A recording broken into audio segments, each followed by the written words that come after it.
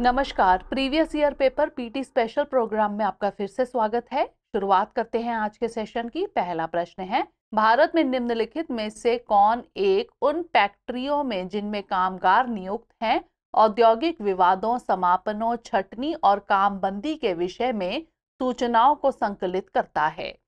केंद्रीय सांख्यिकी कार्यालय, उद्योग संवर्धन और आंतरिक व्यापार विभाग, श्रम ब्यूरो या फिर राष्ट्रीय तकनीकी जनशक्ति सूचना प्रणाली? इसका सही जवाब है ऑप्शन सी, श्रम ब्यूरो।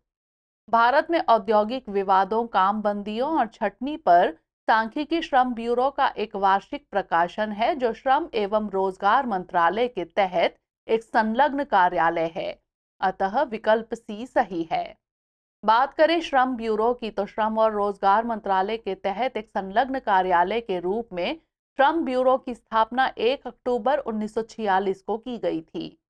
श्रम ब्यूरो मजदूरी, कमाई, उत्पादकता, अनुपस्थिति, श्रम कारोबार, औद्योगिक संबंध, काम करने और रहने की स्थिति तथा विभिन्न श्रम अधिनियमों के कामकाज के मूल्यांकन आदि के संबंध में आंकड़े एवं संबंधित जानकारी एकत्र व प्रकाशित करता है।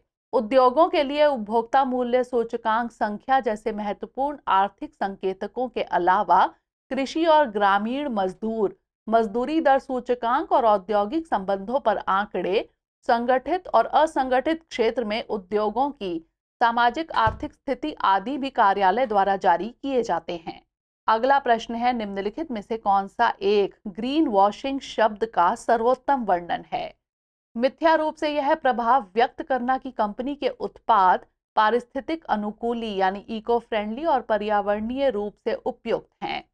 किसी देश के वार्षिक वित्तीय विवरणों में पारिस्थितिक या पर्यावरणीय लागतों को शामिल नहीं करना, आधारिक संरचना विकसित करते समय अनर्थकारी पारिस्थितिक दुष्परिणामों की उपेक्षा करना, या फिर किसी सरकारी परियोजना या कार्यक्रम में पर्यावरणीय लागतों के लिए अनिवार्य उपबंध करना। इसका सही जवाब है ऑप्शन ए, मिथ्या रूप से यह प्रभाव व्यक्त करना कि कंपनी के उत्पाद पारिस्थितिक अनुकूली यानी इको फ्रेंडली और पर्यावरणीय रूप से उपयुक्त हैं।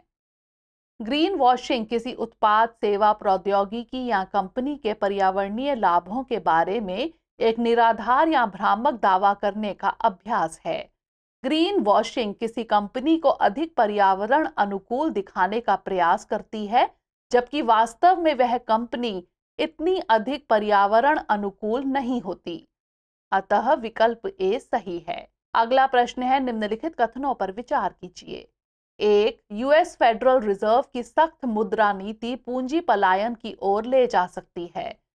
2. पूंजी पलायन वर्तमान विदेशी वाणिज्यिक ऋण ग्रहण यानी एक्सटर्नल कमर्शियल बोरोइंग्स वाली फर्मों की ब्याज लागत को बढ़ा सकता है। 3. घरेलू मुद्रा का अवमूल्यन ईसीबीज को संबद्ध मुद्रा जोखिम को घटाता है। उपर्युक्त कथनों में से कौन से सही हैं? केवल 1 और 2, केवल 2 और 3, केवल 1 और 3 या फिर 1, 2 और 3? इसका सही जवाब है ऑप्शन ए, केवल 1 और 2। सख्त या संकुचनकारी मौद्रिक नीति एक मौद्रिक उपाय है जिसका अर्थ है केंद्रीय बैंक द्वारा मौद्रिक विस्तार की दर में कमी। यह एक सूक्ष्म आर्थिक उपकरण है जिसे केंद्रीय बैंकों या सरकारी अंतःक्षेपों द्वारा निर्मित की गई उद्गामी मुद्रास्फीति या अन्य आर्थिक विकृतियों से निपटने हेतु डिजाइन किया गया है।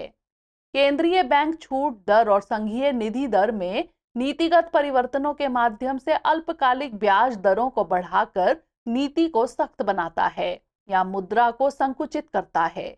ब्याज दरों में वृद्धि से उधार लेने की लागत बढ़ जाती है और प्रभावी रूप से इसके आकर्षण में कमी आती है।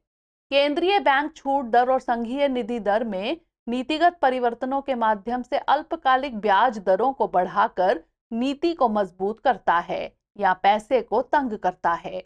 अगला प्रश्न है, भारत में चाय बोर्ड के संदर्भ में निम्नलिखित कथनों पर विचार कीजिए। 1. चाय बोर्ड सांविधिक निकाय है। 2. यह कृषि एवं किसान कल्याण मंत्रालय से संलग्न नियामक निकाय है।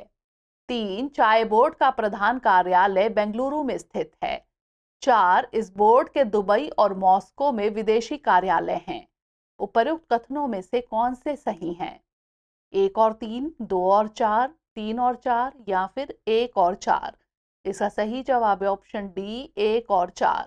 चाय बोर्ड केंद्र सरकार के एक सांविधिक निकाय के रूप में कार्य कर रहा है, अतः कथन 1 सही है। यह वाणिज्य मंत्रालय के अंतर्गत आता है, अतः कथन 2 सही नहीं है।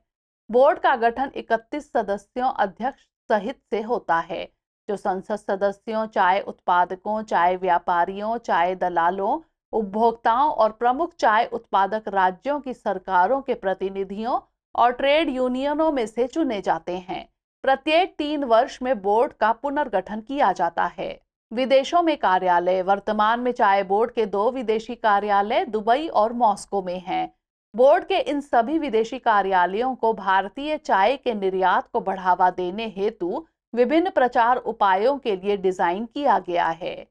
ये कार्यालय संबंधित क्षेत्रों में भारतीय चाय के आयातकों के साथ साथ भारतीय निर्यातकों के बीच बातचीत के लिए एक संपर्क कार्यालय के रूप में भी कार्य करते हैं, अतः कथन 4 सही है। इसका मुख्यालय कोलकाता में स्थित है, अतः कथन 3 सही नहीं है। अगला प्रश्न है, निम्नलिखित कथनों पर विचार कीजिए। 1. भारत में साख क्षमता निर्धारण एजेंसियां यानी क्रेडिट रेटिंग एजेंसीज भारतीय रिजर्व बैंक द्वारा विनियमित होती हैं। 2. ICRA नाम से जानी जाने वाली क्षमता निर्धारण एजेंसी एक पब्लिक लिमिटेड कंपनी है। 3. ब्रिक वर्क रेटिंग्स एक भारतीय साख क्षमता निर्धारण एजेंसी है। उपर्युक्त कथनों में से कौन से सही हैं? केवल 1 और 2, केवल 2 और 3, केवल 1 और 3 या फिर 1, 2 और 3। इसका सही जवाब है ऑप्शन बी, केवल 2 और 3।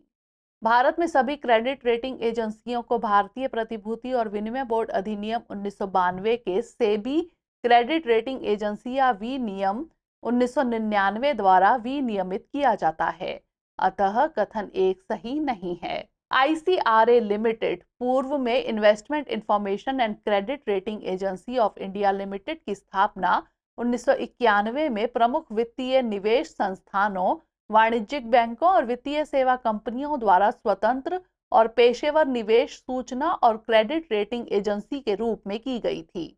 वर्तमान ICRA और उसकी सहायक कंपनियां मिलकर ICRA ग्रुप ऑफ कंपनीज यानी ग्रुप ICRA बनाती हैं।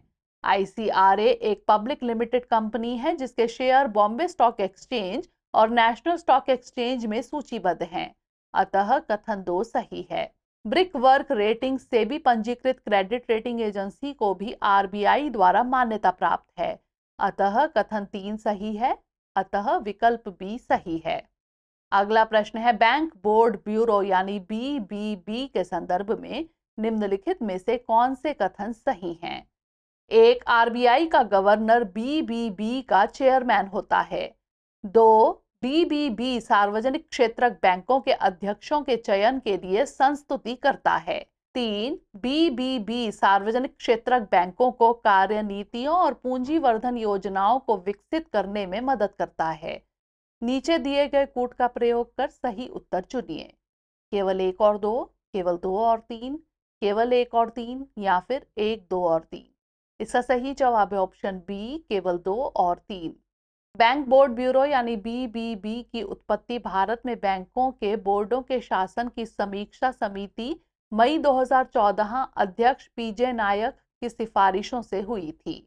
इसका गठन वर्ष 2016 में सरकार ने सार्वजनिक क्षेत्र के बैंकों यानी PSB और राज्य के स्वामित्व वाले वित्तीय संस्थानों के पूर्णकालिक निदेशकों और गैर कार्यकारी अध्यक्षों की नियुक्ति हेतु सिफारिश करने के लिए पेशेवरों और अधिकारियों के एक निकाय के रूप में BBB के गठन को मंजूरी दी। यह एक स्वायत्त सलाहकारी निकाय है। बैंक बोर्ड ब्यूरो में अध्यक्ष, 3 पदेन सदस्य सचिव, सार्वजनिक उद्यम विभाग, वित्तीय सेवा विभाग के सचिव और भारतीय रिजर्व बैंक के डिप्टी गवर्नर और 5 विशेषज्ञ सदस्य शामिल हैं, जिनमें से 2 निजी क्षेत्र से हैं। बैंक बोर्ड ब्यूरो के अध्यक्ष की नियुक्ति मंत्रिमंडल की नियुक्ति समिति द्वारा की जाती है।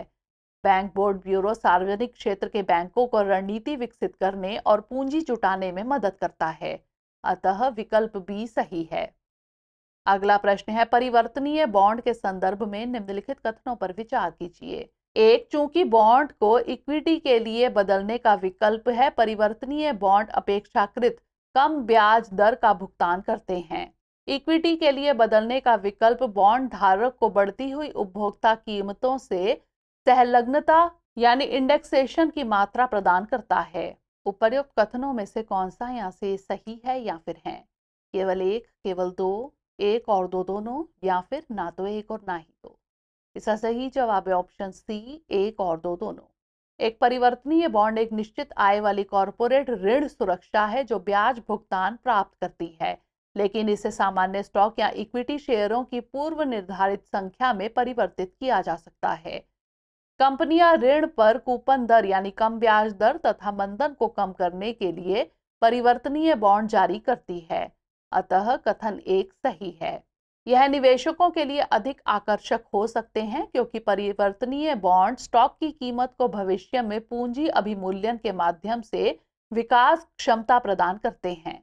इसलिए उपभोक्ता कीमतों में बढ़ोतरी से निवेशकों को फायदा होगा, अतः कथन दो सही है। परिवर्तनीय बॉन्ड आमतौर पर सीधे कॉरपोरेट बॉन्ड की तुलना में कम ब्याज दरों का भुगतान करते हैं। ब्याज व्यय में बचत महत्वपूर्ण हो सकती है।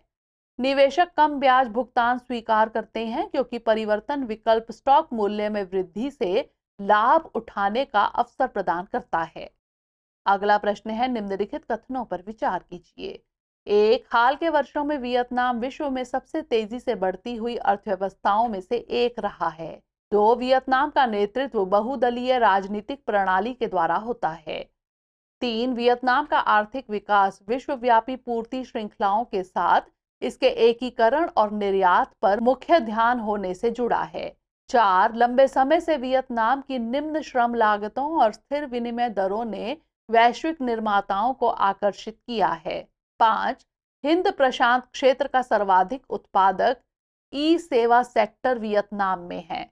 उपर्युक्त कथनों में से कौन से सही हैं? दो और चार, तीन और पांच, एक, तीन और चार, या फिर एक और दो। इसका सही जवाब है ऑप्शन सी, एक, तीन और चार। वियतनाम एक दलीय प्रणाली वाला देश है जहां वियतनाम की सत्तारूढ़ कम्युनिस्ट पार्टी यानी सीपीवी दशकों से हावी है, अतः कथन दो सही नहीं है। वर्ष 2020 और 2021 में वियतनाम की विकास दर रैंक क्रमशः 15 और 38 है, अतः कथन एक सही है। विनिर्माण उद्योग कई प्रमुख कारकों द्वारा संचालित होता है। सबसे पहले वियतनाम को प्रतिस्पर्धी श्रम लागत के साथ कम लागत वाला निर्माता माना जाता है। औसतन वियतनाम की श्रम लागत चीन की श्रम लागत से आधी है। अंतर्राष्ट्रीय मुद्रा कोष के अनुसार कोविड-19 के बावजूद वियतनाम की अर्थव्यवस्था लचीली बनी हुई है। वर्ष 2020 में इसमें 2.9% और वर्ष 2021 का विस्तार हुआ। यह एशिया की सबसे तेजी से बढ़ती अर्थव्यवस्थाओं में से एक है। यह अमेरिका के साथ चल रहे व्यापार युद्ध में चीन द्वारा खोए गए अधिकांश व्यवसाय को लेने में कामयाब रहा है, जबकि अभी भी दोनों देशों के साथ ठोस संबंध स्थापित कर रहा है।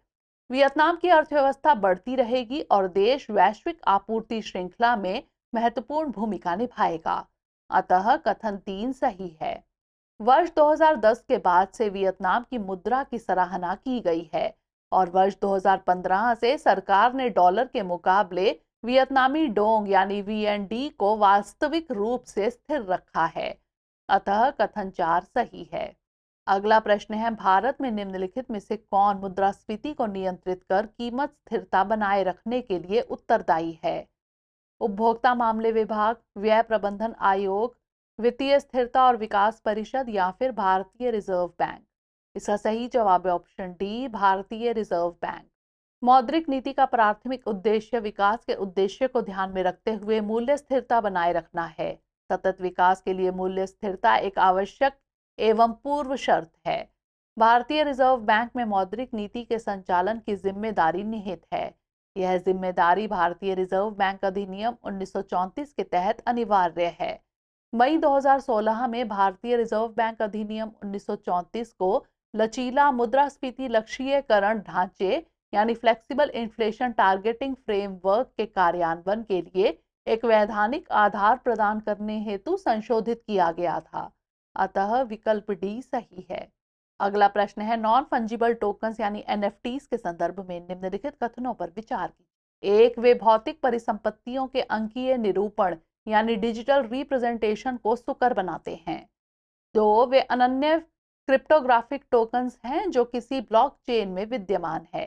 3, उनका तुल्यता पर व्यापार या विनिमय किया जा सकता है और इसलिए उनका वाणिज्यिक लेन देन के माध्यम के रूप में इस्तेमाल किया जा सकता है। उपर्युक्त कथनों में से कौन से सही हैं? केवल 1 और 2, केवल 2 और 3, केवल 1 और 3 या फिर 1, 2 और 3? इसका सही जवाब है ऑप्शन ए, केवल 1 और 2।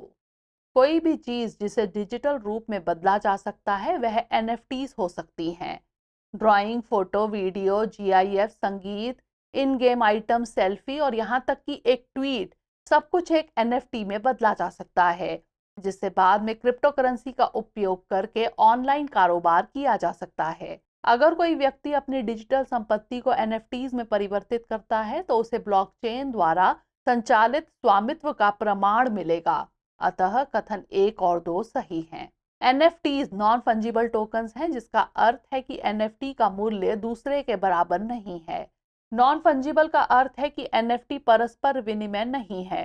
प्रत्येक एनएफटी की यूनिक पहचान होती है जो इसे नॉन फंजिबल और अद्वितीय बनाती है। अतः कथन 3 सही नहीं है। अगला प्रश्न है, त्वरित वित्तीयन प्रपत्र यानी रैपिड फाइनेंसिंग इंस्ट्रूमेंट और त्वरित ऋण सुविधा यानी रैपिड क्रेडिट फैसिलिटी निम्नलिखित में किस एक के द्वारा उधार दिए जाने के उपबंधों से संबंधित है? एशियाई विकास बैंक, अंतर्राष्ट्रीय मुद्रा कोष, संयुक्त राष्ट्र पर्यावरण कार्यक्रम वित्त पहल या फिर विश्व बैंक? इसका सही जवाब है ऑप्शन बी, अंतर्राष्ट्रीय मुद्रा कोष। रैपिड फाइनेंसिंग इंस्ट्रूमेंट यानी आरएफआई त्वरित वित्तीय सहायता प्रदान करता है जो भुगतान संतुलन की तत्काल आवश्यकता का सामना करने वाले सभी सदस्य देशों के लिए उपलब्ध है। सदस्य देशों की विविध आवश्यकताओं को पूरा करने के लिए आईएमएफ की वित्तीय सहायता को और अधिक लचीला बनाने हेतु आरएफआई को व्यापक सुधार के हिस्से के रूप में बनाया गया था। आरएफआई ने आईएमएफ की पिछली आपातकालीन सहायता नीति को प्रतिस्थापित किया है और इसका उपयोग कई तरह की परिस्थितियों में किया जा सकता है। वहीं बात करें रैपिड क्रेडिट सुविधा यानी आरसीएफ की, तो आरसीएफ निम्न आय वाले देशों एलआईसी को तत्काल भुगतान संतुलन यानी बीओपी की आवश्यकता प्रदान करती है, जिसमें कोई पूर्व पोस्ट शर्त नहीं है, जहां एक पूर्ण आर्थिक कार्यक्रम ना तो आवश्यक है और ना ही व्यवहार्य। आरसीएफ की स्थापना एक व्यापक सुधार के हिस्से के रूप में की गई थी ताकि फंड की वित्तीय सहायता को अधिक लचीला बनाया जा सके तथा संकट के समय सहित सबकी विविध आवश्यकताओं के अनुरूप बेहतर बनाया जा सके। आरसीएफ के तहत 3 क्षेत्र हैं: घरेलू अस्थिरता, आपात स्थिति और नाजुकता जैसे स्रोतों की एक विस्तृत श्रृंखला के कारण तत्काल बीओपी जरूरतों के लिए एक नियमित खिड़की, अचानक बहिर्जात झटके की वजह से तत्काल बीओपी जरूरतों के लिए एक बहिर्जात शॉक विंडो और प्राकृतिक आपदाओं के कारण होने वाली तत्काल बीओपी जरूरतों के लिए एक बड़ी प्राकृतिक आपदा खिड़की, जहां क्षति सदस्य के सकल घरेलू उत्पाद के 20% के बराबर या उससे अधिक होने का अनुमान है। अगला प्रश्न है, भारतीय अर्थव्यवस्था के संदर्भ में निम्नलिखित कथनों पर विचार कीजिए। 1, अंकित प्रभावी विनिमय दर यानी nominal effective exchange rate NEER में वृद्धि रुपए की मूल्य वृद्धि को दर्शाती है। 2, वास्तविक प्रभावी विनिमय दर यानी real effective exchange rate REER में वृद्धि व्यापार प्रतिस्पर्धात्मकता में सुधार को दर्शाती है। 3, अन्य देशों में मुद्रास्फीति के सापेक्ष घरेलू मुद्रास्फीति में बढ़ने की प्रवृत्ति NEER और REER के बीच में वर्धमान अपसरण उत्पन्न कर सकती हैं। उपर्युक्त कथनों में से कौन से सही हैं? केवल 1 और 2, केवल 2 और 3, केवल 1 और 3 या फिर 1, 2 और 3? इसका सही जवाब है ऑप्शन सी, केवल 1 और 3। भारतीय रिजर्व बैंक यानी आरबीआई 36 व्यापारिक साझेदार देशों की मुद्राओं के संबंध में रुपए की नॉमिनल इफेक्टिव एक्सचेंज रेट यानी NEER को सारणीबद्ध करता है। यह एक प्रकार का भारित सूचकांक है, अर्थात इसमें उन देशों को अधिक महत्व दिया जाता है जिनके साथ भारत अधिक व्यापार करता है।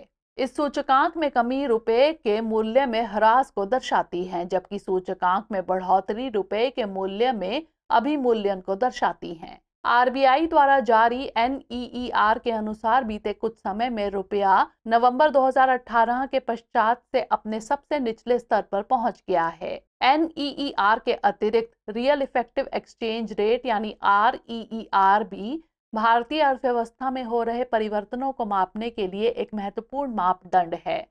आरईईआर के अंतर्गत एनईईआर में शामिल अन्य कारकों के अतिरिक्त विभिन्न अर्थव्यवस्थाओं में घरेलू मुद्रास्फीति को भी ध्यान में रखा जाता है, जिसके कारण इसका महत्व अधिक बढ़ जाता है। एनईईआर विदेशी मुद्राओं के संदर्भ में घरेलू मुद्रा के द्विपक्षीय विनिमय दरों का भारित औसत होता है, जबकि आरईईआर मुद्रास्फीति के प्रभावों के लिए समायोजित अन्य प्रमुख मुद्राओं के सापेक्ष घरेलू मुद्रा का भारित औसत है। एनईईआर विदेशी मुद्रा बाजार के संदर्भ में देश की अंतर्राष्ट्रीय प्रतिस्पर्धा का एक संकेतक है। आरईईआर की गणना एनईईआर में मूल्य परिवर्तन को समायोजित करने के पश्चात की जाती है। इस प्रकार अर्थशास्त्री एनईईआर की अपेक्षा आरईईआर को अधिक महत्व देते हैं। एनईईआर इज इक्वल टू विशेष आहरण अधिकार यानी एसडीआर के संदर्भ में घरेलू विनिमय दर बटा विशेष आहरण अधिकार एसडीआर के संदर्भ में विदेशी विनिमय दर। आरईईआर इज इक्वल टू एनईईआर मल्टीप्लाई घरेलू मूल्य सूचकांक बटा विदेशी मूल्य सूचकांक। अतः कथन 1 और 3 सही हैं। अगला प्रश्न है, भारतीय अर्थव्यवस्था के संदर्भ में निम्नलिखित कथनों पर विचार कीजिए। 1. यदि मुद्रास्फीति अत्यधिक है तो भारतीय रिजर्व बैंक संभावित रूप से सरकारी प्रतिभूतियां खरीद सकता है। 2. यदि रुपए का तेजी से मूल्यह्रास हो रहा है तो आरबीआई बाजार में डॉलरों का संभावित रूप से विक्रय कर सकता है। 3. यदि यूएसए या यूरोपीय संघ में ब्याज दरें गिरती होती तो इससे संभावित रूप से आरबीआई की डॉलरों की खरीद प्रेरित हो सकती है। उपर्युक्त कथनों में से कौन से सही हैं? केवल 1 और 2, केवल 2 और 3, केवल 1 और 3 या फिर 1, 2 और 3? इसका सही जवाब है ऑप्शन बी, केवल 2 और 3। मुद्रास्फीति को नियंत्रित करने के लिए भारतीय रिजर्व बैंक मुद्रा बाजार में प्रतिभूतियों को बेचता है, जो बाजार से अतिरिक्त तरलता को अवशोषित करता है। जब रुपए का मूल्य तेजी से गिरता है तो रिजर्व बैंक डॉलर की आपूर्ति को बढ़ा देता है। अमेरिका या यूरोपीय संघ जैसे अंतर्राष्ट्रीय बाजारों में जैसे ही ब्याज दरें गिरती हैं तो उसका प्रभाव भारत जैसे अन्य देशों के बाजारों में डॉलर की खरीद पर पड़ता है। अगला प्रश्न है, G20 कॉमन फ्रेमवर्क के संदर्भ में निम्नलिखित कथनों पर विचार कीजिए। 1. यह G20 और उसके साथ पेरिस क्लब द्वारा समर्थित पहल है। 2. यह आधारणीय ऋण वाले निम्न आय देशों को सहायता देने की पहल है। उपर्युक्त कथनों में से कौन सा यहाँ से सही है या फिर है? केवल 1, केवल 2, 1 और 2 दोनों, या फिर ना तो 1 ना ही 2? इसका सही जवाब है ऑप्शन सी, 1 और 2 दोनों। DSSI कॉमन फ्रेमवर्क से परे ऋण उपचार के लिए सामान्य ढांचा पेरिस क्लब के साथ मिलकर G20 द्वारा समर्थित एक पहल है, जिसका उद्देश्य संरचनात्मक तरीके से कम आय वाले देशों को अस्थिर यानी अनसस्टेनेबल ऋण के साथ समर्थन करना है। अगला प्रश्न है, भारतीय अर्थव्यवस्था के संदर्भ में मुद्रास्फीति सहलग्न बॉन्ड यानी इन्फ्लेशन इंडेक्स्ड बॉन्ड्स IIBs के क्या लाभ हैं? 1. सरकार IIBs के रूप में अपने ऋण ग्रहण पर कूपन दरों को कम कर सकती है। 2. IIBs निवेशकों को मुद्रास्फीति के बारे में अनिश्चितता से सुरक्षा प्रदान करते हैं। 3. IIBs पर प्राप्त ब्याज और साथ ही साथ पूंजीगत लाभ कर योग्य नहीं होते। उपर्युक्त कथनों में से कौन से सही हैं? केवल 1 और 2, केवल 2 और 3, केवल 1 और 3 या फिर 1, 2 और 3? इसका सही जवाब है ऑप्शन ए, केवल 1 और 2। रिजर्व बैंक ऑफ इंडिया के अनुसार 1997 में जारी CIB ने केवल मूलधन को मुद्रास्फीति संरक्षण प्रदान किया, ना कि ब्याज भुगतान को, जबकि IIB के नए उत्पाद मूलधन और ब्याज भुगतान दोनों को मुद्रास्फीति सुरक्षा प्रदान करेंगे। मुद्रास्फीति के खिलाफ समायोजित मूलधन पर निश्चित कूपन दर का भुगतान करके ब्याज दर को मुद्रास्फीति से सुरक्षा प्रदान की जाएगी तथा सरकार IIB के रूप में अपने ऋण ग्रहण पर कूपन दरों को कम कर सकती है। अतः कथन 1 और 2 सही हैं। मुद्रास्फीति अनुक्रमित बॉन्ड यानी आईआईबी 1997 के दौरान पूंजी अनुक्रमित बॉन्ड यानी सीआईबी के नाम पर जारी किए गए थे तथा आईआईबी का द्वितीयक बाजार बीएसई, एनएसई और अन्य स्टॉक एक्सचेंजों के माध्यम से में भी कारोबार किया जा सकता है। हालांकि यदि वे द्वितीयक बाजार में बेचे जाते हैं और लाभ कमाया जाता है तो पूंजीगत लाभ पर कर का भुगतान करना होता है। अतः कथन 3 सही नहीं है।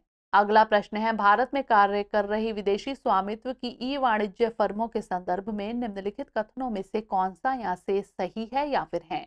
एक, अपने प्लेटफॉर्मों को बाजार स्थान के रूप में प्रस्तुत करने के अतिरिक्त वे स्वयं अपने माल का विक्रय भी कर सकते हैं। 2, वे अपने प्लेटफॉर्मों पर किसी अंश तक बड़े विक्रेताओं को स्वीकार कर सकते हैं, यह सीमित है। नीचे दिए गए कूट का प्रयोग कर सही उत्तर चुनिए। केवल एक, केवल दो, एक और दो दोनों, या फिर ना तो एक और ना ही दो। इसका सही जवाब है ऑप्शन बी, केवल दो। ई वाणिज्य के नियमावली के आधार पर बाजार स्थान प्रदान करने वाली ई कॉमर्स संस्थाएं इन्वेंट्री यानी बेची जाने वाली वस्तुओं पर स्वामित्व का प्रयोग नहीं करेंगी। इन्वेंट्री पर इस तरह का स्वामित्व व्यवसाय को एक इन्वेंट्री आधारित मॉडल में प्रस्तुत करेगा। अतः कथन 1 सही नहीं है। एक ई वाणिज्य इकाई अपने बाजार स्थान के माध्यम से प्रभावित बिक्री के 25% से अधिक पर एक विक्रेता को अनुमति नहीं देगी। अतः इसकी सीमा का निर्धारण किया गया है। अतः कथन 2 सही है। अगला प्रश्न है, निम्नलिखित में से कौन कौन से कार्यकलाप अर्थव्यवस्था में वास्तविक क्षेत्रक यानी रियल सेक्टर का निर्माण करते हैं। 1, किसानों को अपनी फसलें काटना। 2, कपड़ा मिलों का कच्चे कपास को कपड़े में बदलना। 3, किसी वाणिज्यिक बैंक का किसी व्यापारी कंपनी को धनराशि उधार देना। 4, किसी कॉरपोरेट निकाय का विदेश में रुपया अंकित मूल्य के बॉन्ड जारी करना। नीचे दिए गए कूट का प्रयोग कर सही उत्तर चुनिए। केवल 1 और 2, केवल 2, 3 और 4, केवल 1, 3 और 4, या फिर 1, 2, 3 और 4। इसका सही जवाब है ऑप्शन ए, केवल 1 और 2। अर्थव्यवस्था के वास्तविक क्षेत्रों में उद्यम, गैर वित्तीय निगम, घरेलू और गैर लाभकारी संस्थाएं शामिल हैं जो परिवारों की सेवा करती हैं। अतः केवल कथन 1 और 2 सही हैं। अगला प्रश्न है, भारत के संदर्भ में हाल ही में जनसंचार माध्यमों में अक्सर चर्चित अप्रत्यक्ष अंतरण को निम्नलिखित में कौन सी एक स्थिति सर्वोत्तम रूप से प्रतिबिंबित करती है। कोई भारतीय कंपनी जिसने किसी विदेशी उद्यम में निवेश किया हो और अपने निवेश पर मिलने वाले लाभ पर उस बाहरी देश को कर अदा करती हो। कोई विदेशी कंपनी जिसने भारत में निवेश किया हो और अपने निवेश से मिलने वाले लाभ पर अपने आधारभूत देश को कर अदा करती हो। कोई भारतीय कंपनी जो किसी बाहरी देश में मूर्त संपत्ति खरीदती है और उनका मूल्य बढ़ने पर उन्हें बेच देती है तथा प्राप्ति को भारत में अंतरित कर देती है। या फिर कोई विदेशी कंपनी शेयर अंतरित करती है और ऐसे शेयर भारत में स्थित परिसंपत्तियों से अपना वस्तुगत मूल्य व्युत्पन्न करते हैं। इसका सही जवाब है ऑप्शन डी, कोई विदेशी कंपनी शेयर अंतरित करती है और ऐसे शेयर भारत में स्थित परिसंपत्तियों से अपना वस्तुगत मूल्य व्युत्पन्न करते हैं। जनसंचार माध्यमों में अक्सर चर्चित शब्द अप्रत्यक्ष हस्तांतरण उन स्थितियों को संदर्भित करता है जहां विदेशी संस्थाएं भारत में शेयर या संपत्ति रखती हैं। ऐसी विदेशी संस्थाओं के शेयरों को भारत में अंतर्निहित परिसंपत्तियों के प्रत्यक्ष हस्तांतरण के बजाय स्थानांतरित किया जाता है। अतः विकल्प डी सर्वाधिक उपयुक्त है। अगला प्रश्न है, किसी संगठन या कंपनी द्वारा किए गए व्यय के संदर्भ में निम्नलिखित कथनों में से कौन सा या से सही है या फिर है। 1, नई प्रौद्योगिकी प्राप्त करना पूंजीगत व्यय है। 2, ऋण वित्तीयन को पूंजीगत व्यय माना जाता है जबकि इक्विटी वित्तीयन को राजस्व व्यय माना जाता है। नीचे दिए गए कूट का प्रयोग कर सही उत्तर चुनिए। केवल 1, केवल 2, 1 और 2 दोनों, या फिर ना तो 1 और ना ही 2। इसका सही जवाब है ऑप्शन ए, केवल 1। पूंजीगत व्यय यानी कैपेक्स एक कंपनी द्वारा संपत्ति, पौधों, भवनों, प्रौद्योगिकी या उपकरण जैसी भौतिक संपत्तियों को प्राप्त करने, अपग्रेड करने और बनाए रखने के लिए उपयोग की जाने वाली धनराशि है।